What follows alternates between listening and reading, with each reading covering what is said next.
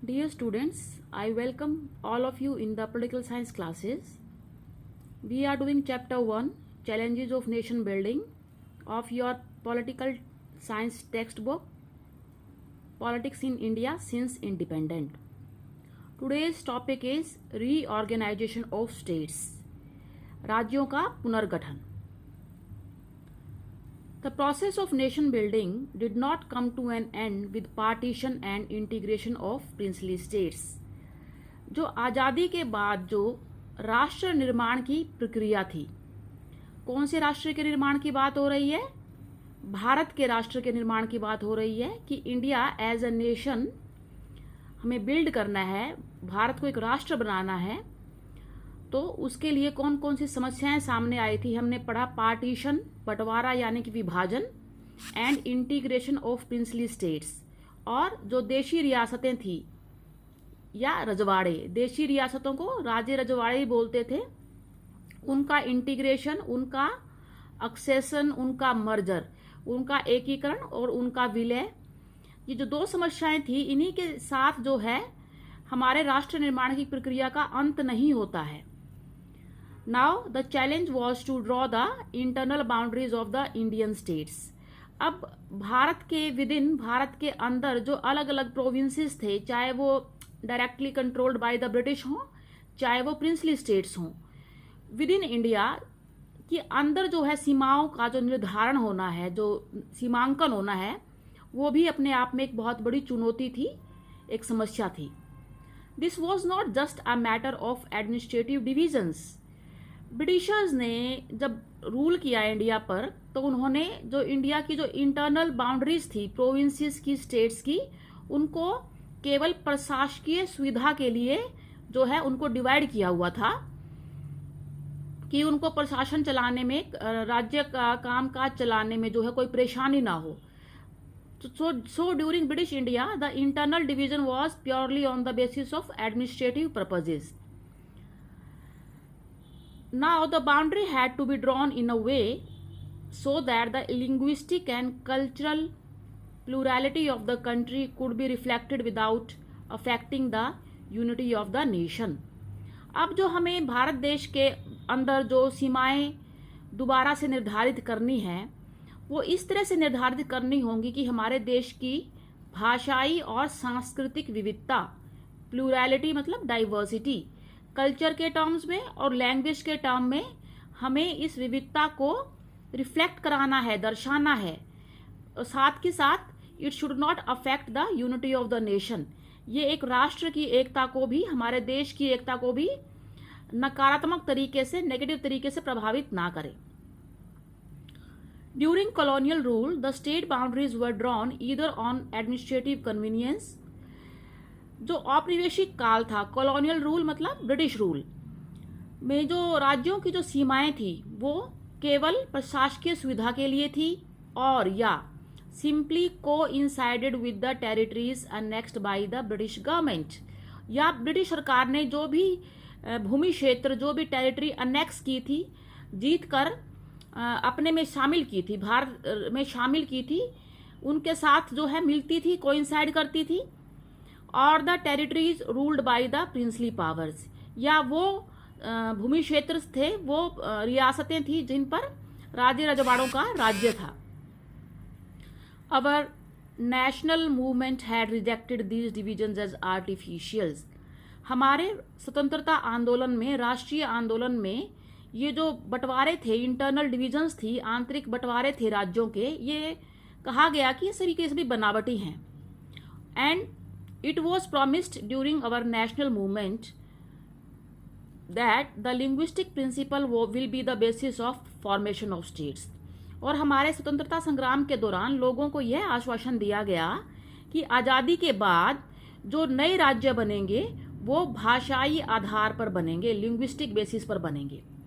In fact, after the Nagpur session of the Congress in 1920, the principle was recognized as the basis of the reorganization of the Indian National Congress Party itself. 1920 में कांग्रेस का जो नागपुर अधिवेशन हुआ, जो कांग्रेस थी freedom struggle के दौरान, it was the leading organization, और इसके एनुअल सेशंस होते थे, हर साल इसके सेशन होते थे जहाँ पर देश के कोने कोने से लीडर्स आते थे और बात करते थे। उस टाइम कांग्रेस एक पॉलिटिकल पार्टी नहीं थी, बल्कि एक ऐसी संगठन थी जहाँ पर पूरे देश के लोग जो है शामिल थे और देश की आज़ादी के लिए स्ट्रगल कर रहे थे।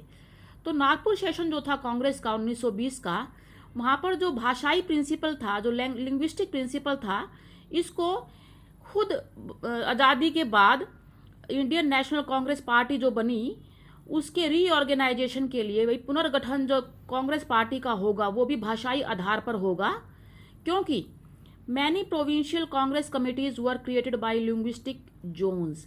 जो कांग्रेस पार्टी की जो प्रांतीय इकाइयां थी, क्योंकि एक पार्टी पूरे देश में काम करती है, वो एक स्टेट में भी होती है, विलेजेस में भी होती है। जो प्रांतीय इकाइयां थी, they were created by the linguistic zones, वो भाषाई क्षेत्रों के आधार पर बनाई गई थी, and which did not follow the administrative divisions of British India. और जाहिर है जो ब्रिटिश भारत था, उसके जो प्रशासकीय जो डिविजन्स थे, जो विभाजन था, उसको इसने फॉलो नहीं किया। But now things changed after independence and partition.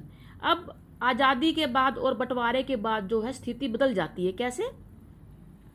Our leaders felt that carving out states on the basis of language might lead to disruption and disintegration. हमारे नेताओं को यह महसूस हुआ कि भाषा के आधार पर अगर हम राज्यों का पुनर्गठन करेंगे तो इससे पूरे देश के अंदर एक अव्यवस्था और एक जो है डिसइंटीग्रेशन, मतलब नष्ट होने की, हमारी एकता नष्ट होने की जो है सिचुएशन पैदा हो जाएगी। ऐसा क्यों लगा उनको? एक तो they felt that this would draw attention away from other social and economic challenges that the country was facing. उस वक्त जो हमारे देश में जो सामाजिक जो चुनौतियां थी, जो आर्थिक चुनौतियां थी, सामाजिक चुनौतियों में जाति पाति की चुनौती, लिंग भेद की चुनौती, और जो एक इनकम गैप था, और एक जो इकोनॉमिक चैलेंज था एक बहुत बड़ा, लोगों की आय में असमानता थी, बहुत सारी चुनौतियां हमारा देश जो है उस वक्त फेस कर रहा था। कि अब ये इंटरनल बाउंड्रीज वाला इशू जो आ गया, अब अगर इस इशू पर ध्यान देंगे तो सोशल और इकोनॉमिक चैलेंजेस वाले इशू से ध्यान हट जाएगा। एक तो हमारे लीडर्स को ये लगता था। दूसरा, the central leadership decided to postpone matters. इसलिए जो केंद्रीय जो नेतृत्व था कांग्रेस का, उसने कहा कि अभी हम इस मुद्दे को पोस्टपोन कर देते हैं, स्थगित कर देते हैं, बाद में सोचेंगे। The need for postpone was also felt because the fate of the princely states had not been decided. और अभी जो राज्य रजवाड़ों का विलय चल रहा था, एकीकरण चल रहा था, इसलिए भी इस मामले को पोस्टपोन करना, स्थगित करना जरूरी समझा गया। Also the memory of partition was still fresh. और बंटवारे का जो विभाजन की जो यादें थी, जो दुख भरी यादें थी, वो भी अभी ताज़ा ताज़ा थी कि धर्म के आधार पर बट गया देश, कहीं अब भाषा के आधार पर देश जो है फर्दर ना पट जाए, डिसइंटीग्रेट ना हो जाए, इसके टुकड़े टुकड़े ना हो जाए। तो इन्हीं कारणों की वजह से इस मुद्दे को पोस्टपोन किया गया, स्थगित कर दिया गया। This decision of the national leadership was challenged by the local leaders and the people.